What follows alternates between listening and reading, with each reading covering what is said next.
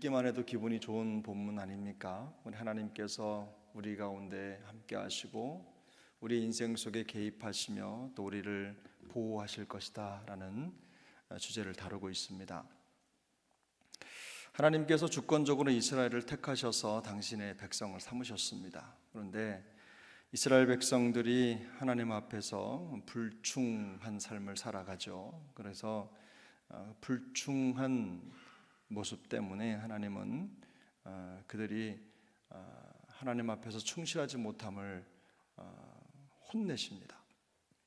요즘으로 말하면 혼내신 거죠. 그래서 벌을 받습니다. 근데 그럼에도 불구하고 하나님은 그들을 버리지 않으시고 다시 그들을 찾아서 구원하기로 작정하신 거죠. 우리가 이사야서의 배경을 우리가 알면 이 말씀이 얼마나 놀라운 것인지 다시 한번 깨닫게 되는데요. 사실 이 배경에 이사야의 말씀을 통해 하나님께서 이사야를 통해서 말씀하신 이 내용이 있고 나서 100년, 170년 후에 그 일이 벌어집니다.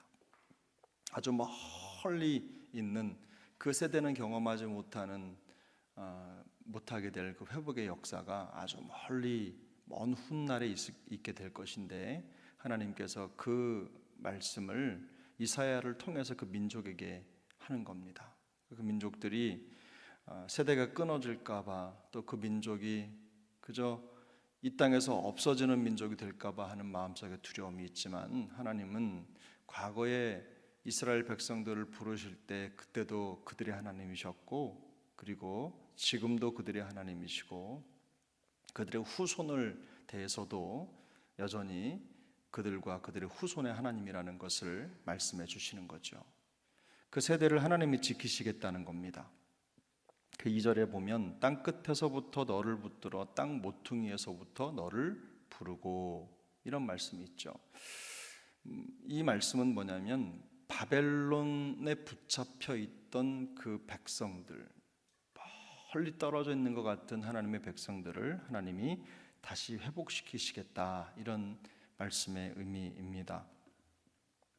말씀드린 대로 그들이 지금 징벌 가운데 있을지라도 어려운 가운데 있을지라도 여전히 하나님은 그들이 하나님이시고 그 후손의 하나님이시라는 겁니다. 그래서 우리가 너무나 잘 알고 있는 말씀이죠. 이사야 41장 10절 두려워하지 말라 내가 너와 함께함이라 놀라지 말라 나는 내 하나님이 됨이라 내가 너를 굳세게 하리라 참으로 너를 도와주리라 참으로 나의 의로운 오른손으로 너를 붙들리라. 하나님은 그들에게 떨고 있는 그들에게 두려워하지 말라고 말씀을 하시죠. 굳세게 하고 도우시고 붙드시고 함께 하실 것이기 때문입니다. 11절을 보면 압제하던 그들을 압제하고 누르던 사람들은 없어질 것이라고 말씀합니다. 멸망할 거라는 거죠. 그리고 다시 하나님이 그 절박한 이스라엘을 향해서 내가 너희의 보호자가 될 것이다 이렇게 말씀해 주십니다. 17절을 보면 가련하고 가난한 자가 물을 구하되 물이 없어서 갈증으로 그들의 혀가 마를 때에 나 여호와가 그들에게 응답하겠고 나 이스라엘의 하나님이 그들을 버리지 아니할 것이라.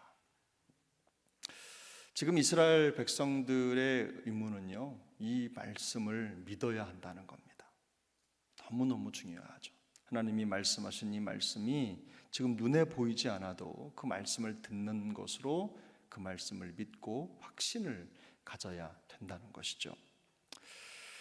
사실 이 본문 우리가 보더라도 물에 대한 얘기가 계속 나오는데요. 지금 우리는 물에 대한 부족함 없이 넉넉한 물 가운데 살아가지만 언젠가도 말씀드렸지만 우리나라가 세계적으로 물 부족 국가 중에 속하는 나라이기도 합니다만 당시에 중동 지역 지금도 마찬가지지만 이스라엘에 거주하고 있는 또 그 주변에 그 땅에 거주하고 있는 사람들은요 물이라고 하면 물은 거의 생명과 직결되는 거였습니다. 그래서 보면 하나님이 회복하실 때 말씀하시면 항상 그들에게는 물이 있고 숲이 있습니다. 그래서 오늘도 보면 18절 이하 20절까지 내용을 보면 마치 천국의 모양을 말씀하는 것처럼 하나님께서 그 회복을 말씀하시죠. 헐벗은 산이 강을 내고 골짜기가 샘을 내고 광야가 저수지가 되고 마른 땅이 샘 근원이 되고 또 광야는 여러 종류의 나무들을 내서 숲을 이룰 것이라고 말씀합니다. 엄청난 축복이고 하나님의 기적이 아니면 일어날 수 없는 일이 그들에게 일어난다는 것이죠. 결국은 하나님께서 그 백성을 회복하시는 과정을 통해서 세상 사람들, 그 무리들은 그 모든 과정을 보고 창조주 하나님을 인정하게 될 것이라는 뜻입니다. 그 백성들과 함께하는 분이 누구시냐? 그 백성들을 구원하시는 분이 누구시냐? 그 백성들을 보호하시고 이끄시는 분이 누구시냐? 바로 이 세상 모든 천지 만물을 지으신 창조주 하나님이시다라는 걸 인정하게 된다는 것입니다. 하나님께서 선지자를 통해서 이처럼 말씀하시는 이유가 무엇입니까? 비록 이스라엘 백성들이 지금 곤경에 있을지라도 하나님의 백성은 세상을 두려워할 필요가 없다. 그 말을, 그 메시지를 전하고 있는 것입니다. 하나님이 이 세상의 모든 일의 주관자이시며 하나님께서 우리 백성들의 인생 속에 적극적으로 개입하셔서 모든 여정을 이끌어 가신다는 거죠. 하나님의 뜻 안에서 모든 것이 된다는 말씀입니다. 그러면 하나님이 어떤 방식으로 하나님의 백성들을 구원하시고 지키시느냐, 보호자가 되시느냐?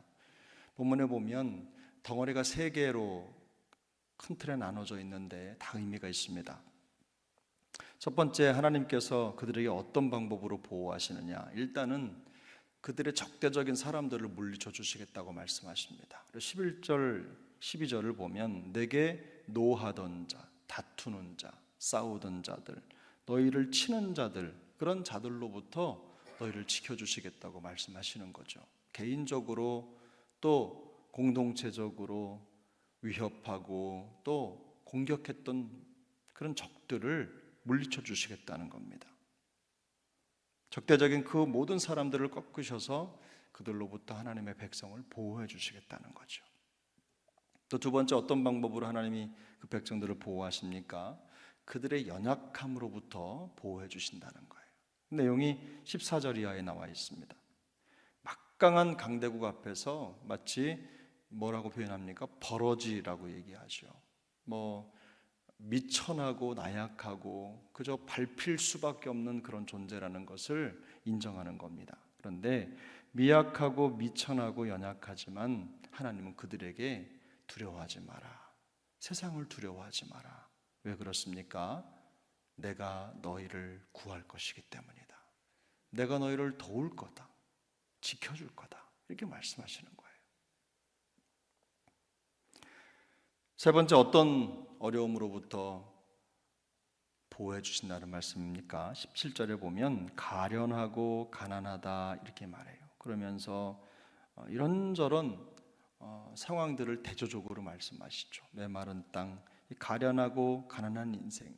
누가 봐도 정말 고난 속에 있고 어려움 속에 있고 누리지 못하는 그런 인생을 살아가는 삶을 살 수밖에 없는 그런 존재, 비천한 존재인 그 백성들에게 하나님은 채우시는 하나님으로 등장하신다는 겁니다.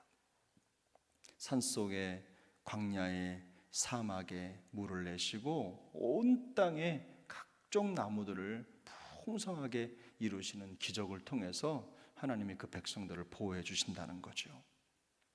그들의 모든 갈급한 필요를 하나님께서 채워주시겠다고 말씀하시는 것입니다. 그러므로 하나님의 백성들은 두려워하지 말라는 거예요. 이 세상을 창조하신 하나님이 그들의 진정한 보호자가 되시고 모든 필요를 채우실 것이기 때문에 두려워하지 말라고 거듭거듭 말씀하고 있는 것입니다. 그래서 이 말씀은 당시에 지금으로부터 멀리 떨어져 있는 시대의 이사야 선지자를 통해서 이스라엘 백성들에게만 주신 말씀이 아니라 지금 이 시대 우리를 이 땅에 살아가고 있는 모든 하나님의 자녀들 그리스도인들을 향한 하나님의 말씀입니다. 비록 현실 상황이 어렵고 우리 눈에는 그저 길이 보이지 않는 것 같은 그런 상황 가운데 있다 할지라도 우리가 두려워하지 말아야 될 것은 창조주 하나님이 우리의 보호자가 되시기 때문입니다. 내가 마음속에 이런저런 대적하는 적들에 둘러싸여서 그들을 이기지 못하고 그저 당할 수밖에 없는 연약함 가운데 있고 그저 어떤 자원도 능력도 갖고 있지 못한 것 같아도 우리는 하나님 한 분을 가진 것으로 모든 것을 이기는 능력을 가진 줄로 믿습니다. 성도는 그래서 모든 일을 이루실 그 하나님의 성실을 먹을거리로 삼아야 되는 것입니다. 날마다 매 순간마다 하나님 앞에 내 믿음을 확인하고 어제의 믿음, 그 믿음이 아니라 오늘의 믿음으로 살아가는 거죠. 지난 주일날 신뢰에 대한 긴 말씀을 드렸는데 바로 그겁니다. 사실 우리가 하나님을 온전히 신뢰하지 못하는 것, 그저 처음엔 잘 믿다가도 믿음이 떨어지고 그 숨이 다하는 것 같은 그런 모습으로 살아갈 때가 있는데요. 왜 그렇습니까? 바로 그 조급함 때문입니다. 하나님 우리 인생의 모든 여정 속에 하나님의 시간표와 우리의 시간표가 딱딱 맞아 떨어지지 않을 때 우리는 믿음의 인내 한계를 경험하는 겁니다. 그런데 보십시오. 이 본문의 배경 우리가 기억하셔야 돼요. 이사야가 지금 일어날 일을 얘기하는데 그 백성을 회복시키겠다고 하시는 하나님의 말씀을 전하는데 이게요, 그 당대에 일어날 일이 아니라는 거예요. 앞으로 긴 시간 내 자녀의 자녀 때에나 생길 일을 지금 이사야가 말하고 있는 겁니다.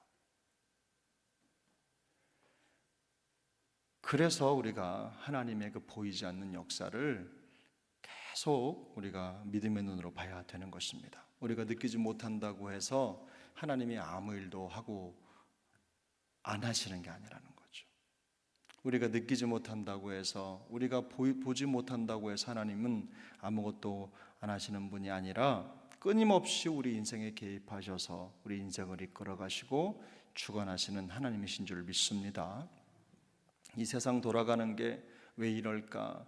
마치 하나님이 계시지 않은 것 같은 그런 모습으로 돌아간다 하더라도 결코 우리 하나님은 이 세상을 그냥 버려두시는 분이 아니십니다.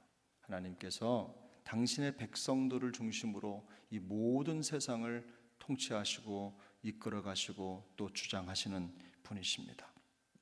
우리가 매 순간마다 오늘 하루의 여정을 살아가면서도 이 놀라운 사실을 기억할 필요가 있어요. 우리에게 일어나는 모든 삶의 여정들이 다 하나님의 손에 있다라는 걸 기억하시고 두려움이 아니라 우리의 보호자가 되시는 하나님을 기억하고 담대함으로 살아가는 또 믿음의 승리를 거두는 우리 모두가 될 수 있기를 축복합니다. 그저 한번 믿음으로가 아니라 날마다 매 순간마다 우리 안에 있는 하나님을 향한 그 믿음의 현 주소를 확인하면서 흔들리지 않는 신뢰로 믿음으로 날마다 하나님 앞에 영광이 되는 우리 모두의 여정이 될 수 있도록 예수님의 이름으로 축복합니다.